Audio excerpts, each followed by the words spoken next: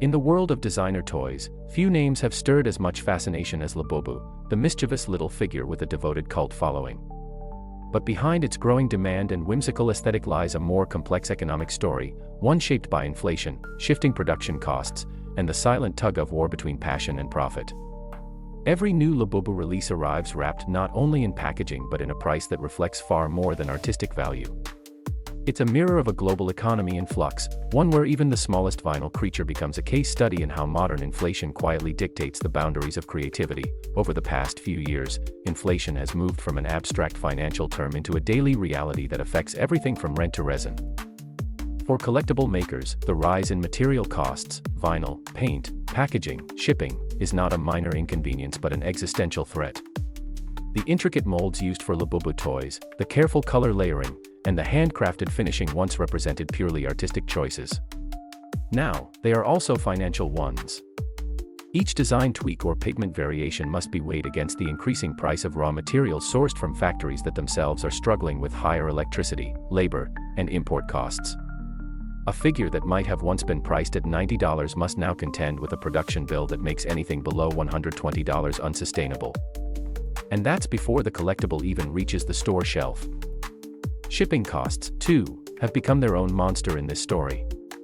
Since the pandemic era, global logistics have been marked by uncertainty, with container prices surging and bottlenecks at ports turning delivery schedules into unpredictable variables.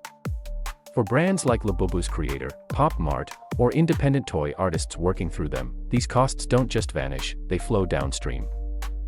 Every dollar added to freight translates into a few more dollars tacked onto the retail price. Fans may feel like they're paying for a limited edition piece of culture, but in truth, they're also paying for fuel, packaging paper, and the time of dock workers halfway around the world. Inflation affects not only the cost of making Labubu but the psychology of collecting itself. When prices rise faster than incomes, the perception of what is worth it begins to change. A toy that once felt like a fun indulgence begins to feel like an investment. The irony is that this shift often drives demand higher for the rarest pieces. As retail prices climb, so do resale prices, fueling a feedback loop where scarcity and inflation amplify one another. A $90 toy that becomes $130 at launch might fetch $400 on the secondary market, and in that gap, speculation replaces pure fandom. Inflation doesn't just raise prices, it rewires how collectors see value, nudging them towards seeing art as asset. At the production level, creators face a delicate balancing act between maintaining the charm that made Labubu iconic and adjusting to economic realities. Cutting corners, cheaper paint, thinner vinyl, less intricate packaging, risks alienating the audience that pays for authenticity.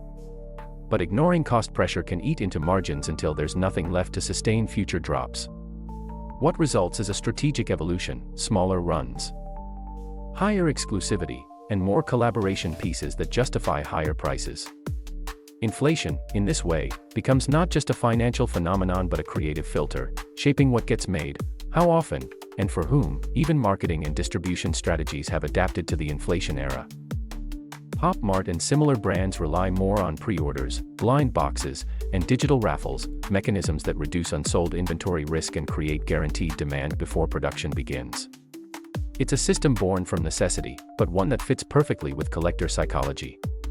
The tension between rising costs and limited supply fuels anticipation, which in turn makes each new drop feel like an event rather than a transaction.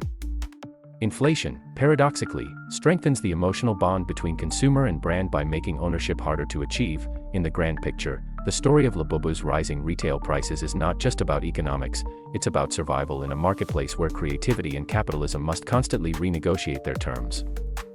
Inflation exposes the hidden costs of artistry, showing that behind every collectible lies a chain of humans, materials, and decisions squeezed by forces beyond their control.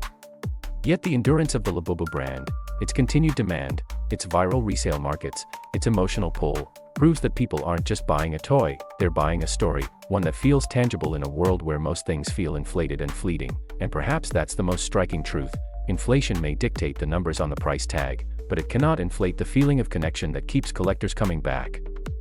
The price of a Labubu may rise, but so too does the devotion of those who chase it. Willing to navigate a world of scarcity and economic uncertainty for the small thrill of holding art that feels alive.